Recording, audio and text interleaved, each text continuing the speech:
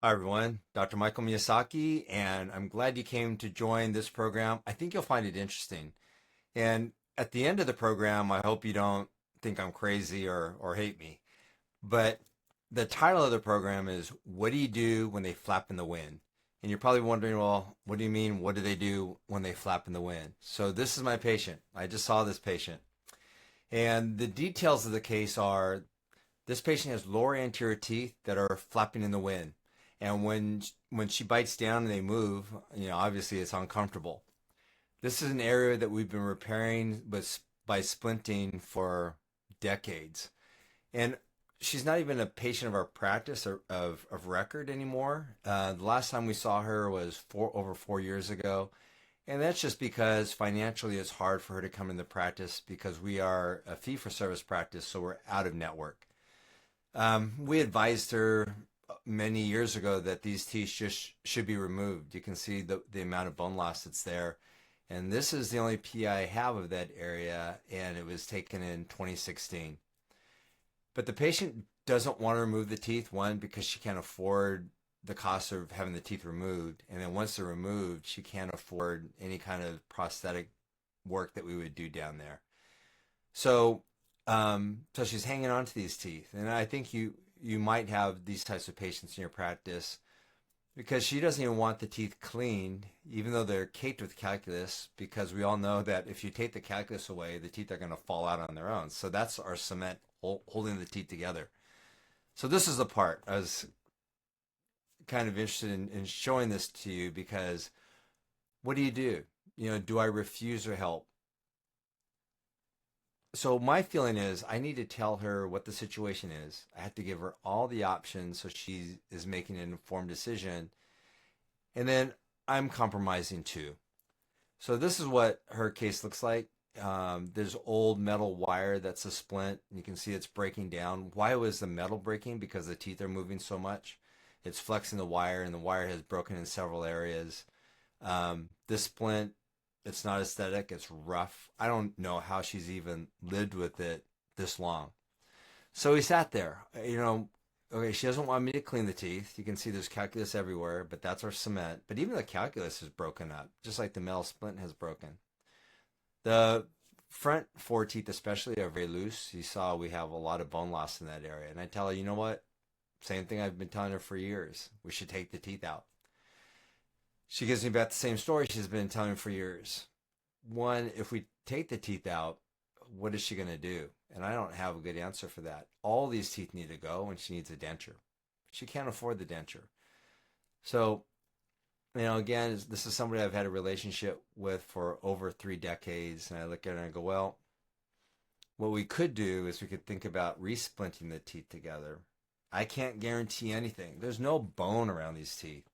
But if we splint the teeth together, it's like taking what little strength they have and connecting them together and making them less mobile. Because if they keep flapping in the wind, we're going to eventually lose these teeth, right? They're just going to kind of fall out. So I sat there and I remembered my old friend Ribbon. Some of you have used Ribbon before, but it's been around for like 3 decades. There it goes. It's kind of in focus.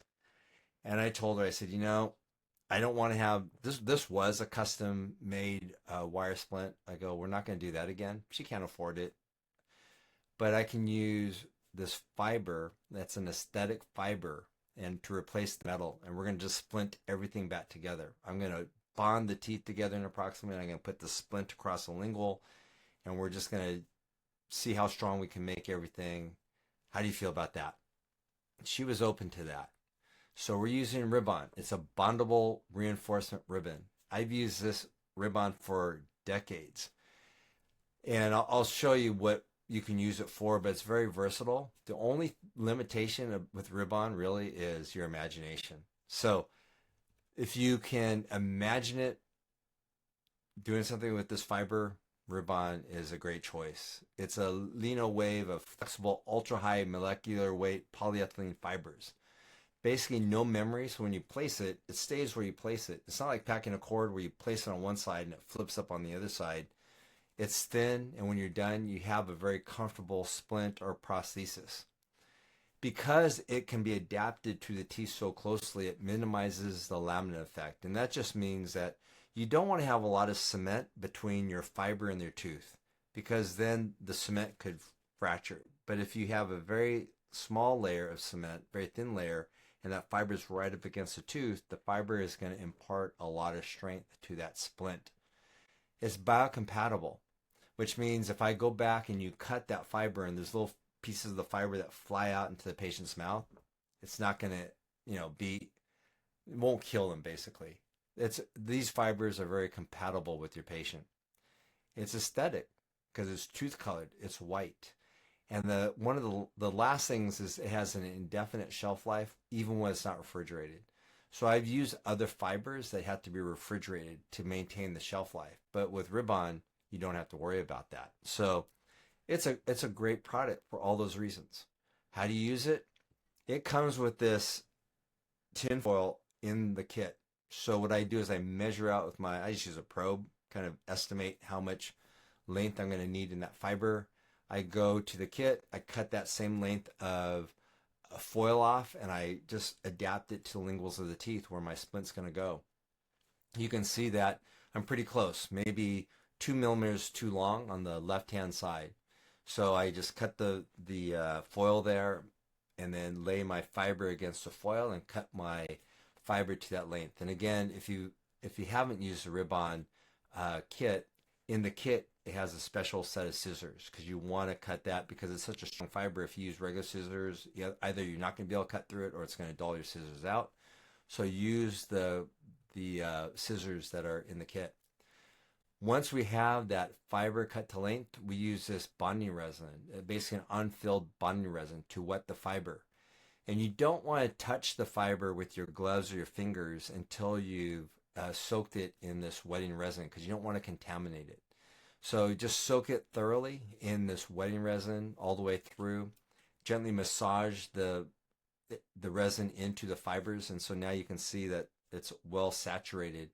And then blot off the excess. Like, you don't need to have a ton of this, but you just want it soaked into the fibers. And then blot off the excess. And then here I'm just showing you how, I bent that up a little bit with my cotton pliers grabbing it, but it flattens out very easily because, remember, it doesn't have that memory. So here it is. I have removed all the old fiber and all the old composite, and now we're etching. So I'm using Velvet Etch, which is Vista Apex's 40% phosphoric acid. It stays where you place it. So I place it, and I'm staying away from the calculus. The calculus is one of the things helping to hold everything together. But you can see that interproximally, I've already placed some flowable composite because these teeth were just flapping in the wind. And even as I was trying to adapt this fiber, if the teeth were flapping in the wind, I'd never get the fiber adapted well to linguals of these teeth. So I splinted them together, and so already they're pretty stable, which is good. I'm going to rinse this etching off after 15-20 seconds. Air dry this. We're not bonding to dentin, so I can get this air dry so I can see it's frosty. Then I place Regen Universal Adhesive, my bonding agent. I spread that around, and then I lightly air thin that out for 20 seconds so we evaporate the solvent off, and then we thin it out. So I light cure that. And then we use, so this is in the kit too, we use a Rib-On securing composite. It's kind of a tacky composite. I put some of that where I'm anticipating the fiber is going to be laid. It's very paste-like, and so as you lay the fiber into it, the fiber sticks to it. So what I want to do is, as I'm doing this, because I want to adapt it very closely, is I use Seam Free, which is the Vista Apex composite wetting resin. We've talked about that before in these programs, but you can see I can adapt it, and my instrument's not going to stick to either the fiber and pull it away, and it's not going to stick to that sticky composite. So it works great for this.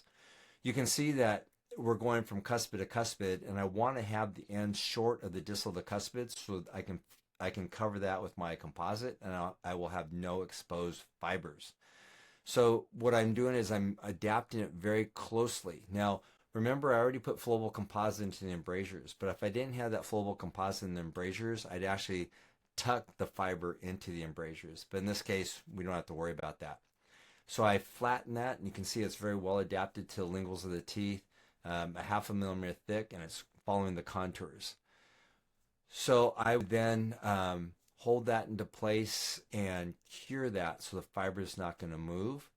And it's slightly embedded into that sticky flowable composite. And then what I do is once I've cured that, I will take flowable composite and cover the entire fiber, and making sure I cover the ends of the ribbon because, as I mentioned before, I don't want the fibers exposed to the oral fluids.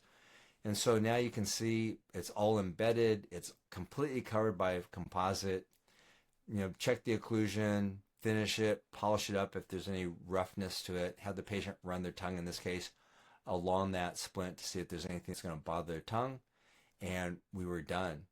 You have this very thin fiber. It's aesthetic. It's comfortable. This was so much more comfortable than what the patient had before, which, if you remember, was rough wires and old composite everywhere. So the result was the patient loved that the teeth were no longer mobile. She could run her tongue there, she could bite down, and the teeth were no longer moving. It's amazing how you can have teeth with barely any bone, like 10% at the apices, and you splint them together and they're usable. I've had, one thing the patient asked me, she said, "Have you done this before?" I said, "Yeah, I've done this many times."